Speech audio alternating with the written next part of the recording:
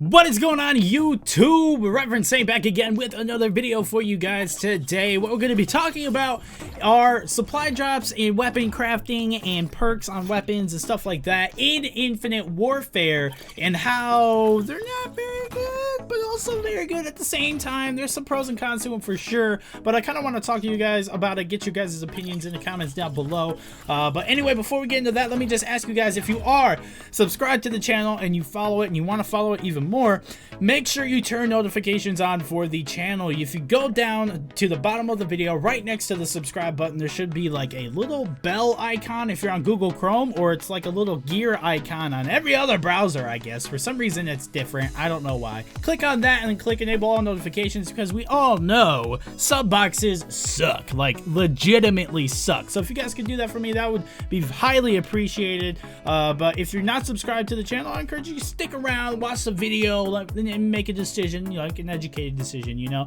and then maybe subscribe to the channel. Who knows? Anyway, let's get into the topic at hand before we get in trouble for not being on topic.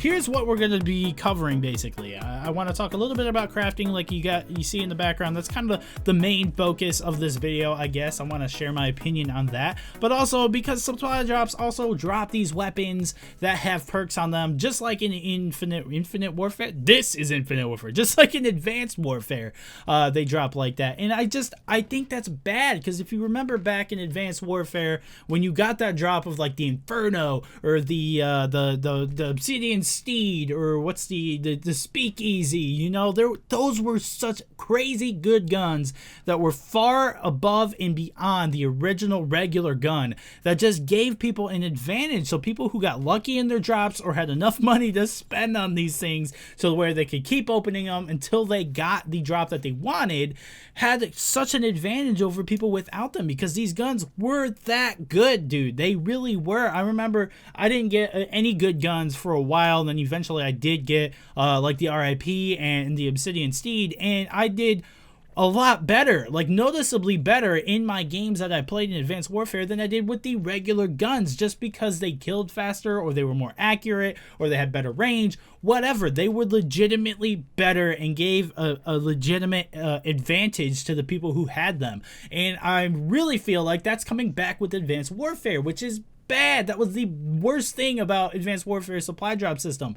But they did add other ways in Infinite Warfare for you to get guns with these perks on them, and that is crafting. Crafting is one of the smartest ideas I think that they could add, because what's one of the biggest complaints about supply drops in Black Ops 3? You can't get what you want. You just cannot do it. Like, it's impossible unless you spend money or you are super freaking lucky.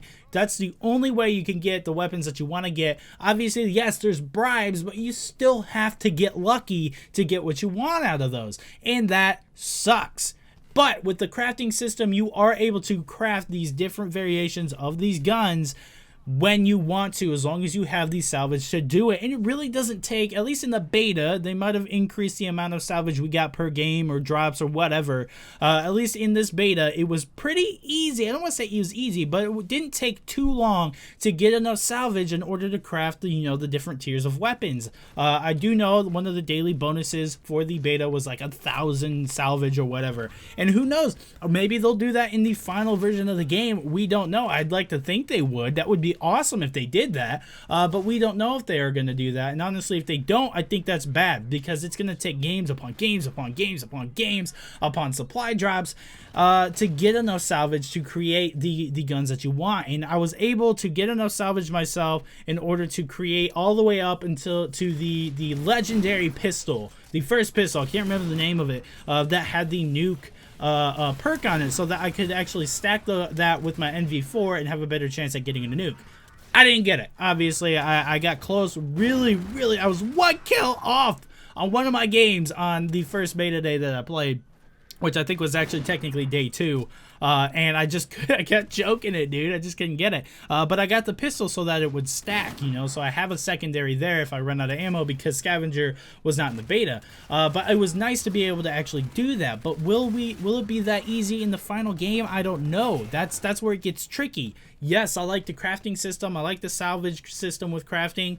But if it's not similar to the way it was in the beta, it's going to be just as bad as supply drops. It's going to be kind of useless because it's going to take so freaking long in order to get enough crap to build the weapons that you want. Now, there are other ways as well. Still, you can do the missions. You level up your mission or faction level, I guess you could call it. And it's kind of like bounties, but like an extension of bounties. I really like the way they did this mission thing. And you level up your different sectors of missions, and they each have their different set drops for certain levels. And I think like level 20 something for one of the mission groups was the P90, the FHR 40 dropped with the nuke perk on it, and you couldn't create anything in the beta for the FHR 40. At least I couldn't. I never got anything to actually make that for some reason. But you could get it through leveling up that mission group, and that's cool too. So that's another way to get drops and good drops. So I'm glad that they added that. I think that system is an absolutely amazing system. I'm glad they're doing that. And then you got supply drops, and I got nothing out of supply drops. I think I got a different version of the Oni pistol, which I like the regular version better, but it was an epic Oni pistol, and what it did is instead of it being a fully auto pistol, it turned it into a charged shot pistol, which I don't know if it one-shotted it or not. I'm pretty sure it was supposed to one-shot. I only got one kill with it because it was actually really hard to use, and the guy was already hurt, so obviously it killed him. I don't know if it's supposed to kill in one shot like the Executioners or whatever you want to call whatever the ones, the Marshals from Black Ops 3, which are super annoying. I don't know if it's supposed to be like that or not. I think you really get to experiment with it too much, but that's all I got out of like 8 or 9 possible supply drops I got. And as you see in the background, I do have video of these supply drops being opened. But like, to me, it's just, it's a step up from Black Ops 3, but it's also a step up and a step down from Advanced Warfare, because I felt like Advanced Warfare's system was better than Black Ops 3's due to the fact that you could delete your drops, not just duplicates. You could delete your drops and get points in order to open up more supply drops, whereas in Black Ops 3 and in Infinite Warfare you cannot do that. Duplicates do work, but your main drop, your single weapon, you cannot delete that for points, and I don't like that. I think it should be like Advanced Warfare's in that aspect, so that you can possibly get more drops and have a better chance at getting what you want. But that's pretty much it. That's all I wanted to talk about, guys. I like the system, but they missed the mark, man. Once again, they just missed the mark just by a few points.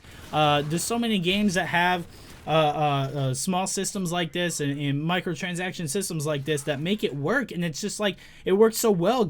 I feel like Gears 4's microtransaction system works really well. I feel like Halo 5's microtransaction system works really well. CSGO's, which is obviously just some controversy around that, but it still works very well. League of Legends and Smite, and they all make it work so well. But for some reason, Call of Duty just cannot get it. Overwatch is another good one. For some reason, Call of Duty just cannot get it, and I do not know why, man. They just want that money, I think. I don't know. Let me know what you guys think in the comments down below. Are you okay with this supply drop system, or at least more okay than you were with Black Ops 3's system? Or not? Or are you totally against it? Let me know in the comments down below what you guys think. I'd love to hear from you guys. Don't forget to hit that like button, hit that subscribe button, share it with your friends. Also, I will not be live tonight well, I might be live tomorrow night. There's a slight, no, I won't be live tomorrow night. Sorry. I will be live possibly on Friday for a little bit, but I really won't be live until sometime next week. Got a busy weekend this weekend. It's gonna be a lot of fun. Alice Woods Hood, if you guys have been in my streams, Alice Woods Hood is coming to visit, as well as my girlfriend, so we're gonna have a good time. We're probably gonna do like a triple stream sometime, so that's really cool, so be on the lookout for that. And I will see you guys in the next video. Peace.